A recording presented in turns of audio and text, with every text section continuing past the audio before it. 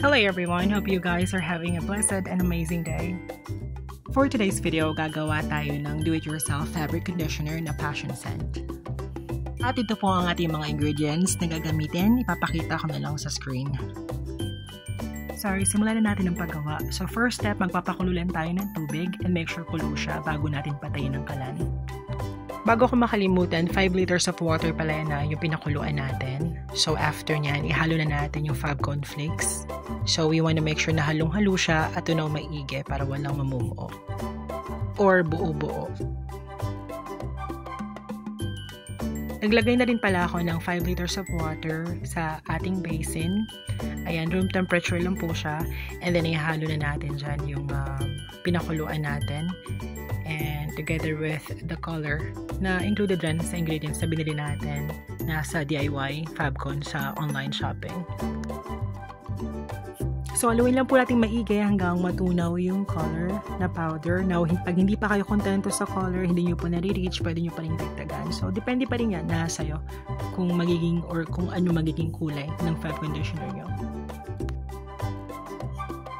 Once ma-reach na natin yung color na gusto natin, pwede na natin ihalo yung ating encapsulated passion scent na definitely kasama rin po doon sa binili natin. So, actually dalawa po siya kasi bumili ako ng extra kasi gusto ko talaga sobrang bango nung fab conditioner ko. Now, for those moms or parents na gustong gawin to at gagawing business, isang sachet lang okay na yon. Sobrang bango na. And then, once nahalo na lahat, pwede na nating i-cover.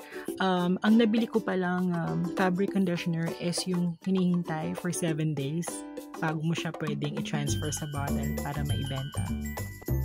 But then again guys, there are fabric conditioner na available online shopping center na hindi na kailangan mag-wait for 7 days, 24 hours lang pwede na. But in my case, ito yung gusto ko kasi. Kaya ito yung ginawa ko. After 7 days, ayan, so tina-transfer ko na siya at grabe, yung room ko dyan, yung bahay namin sobrang bango, umaaling-asaw, nakakatuwa. So guys, yung mga bottles dito, lahat ng ginagamit ko, tira ko lang to before since nag-online benta rin ako dati. Sa mga kapitbahay ko, binibenta ko rin to sa mga friends and family ko. Now, hindi naman ako nag-stop, ginagawa ko pa rin naman siya, pero kasi since busy naman na ako, hindi na masyado, upon request na lang. Or kaya pag sinisipag ako. Magandang pang business to guys, especially pag may mga extra time kayo. Like ako, work from home ako, nakakagawa ako ng mga ganito pambenta-benta. At nakakatuwa, kasi may magagamit ka na sa bahay, may extra income ka pa. Sigurado ka pa sa ginagawa mo o ginagamit mo kasi ikaw yung gumawa. So now, sa iba dyan, hindi na nila nilalagyan ng seal. Kasi yung takip ng bottle niyan, nag-seal na siya automatic. But in my case, kasi gusto ko kasi walang nagli-leak. Para yung mga customer ko rin tagang bumabalik sa akin. And in fact, ang dami kong customer talaga. Minsan, ako na yung umaayaw na magbenta kasi nga wala akong time gumawa.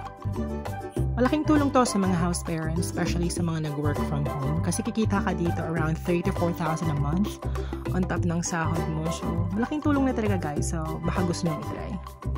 Hope you like my video. Please don't forget to hit like, share, and subscribe. And don't forget to hit the notification bell as well so that you'll be notified every time may mga bagong videos ako.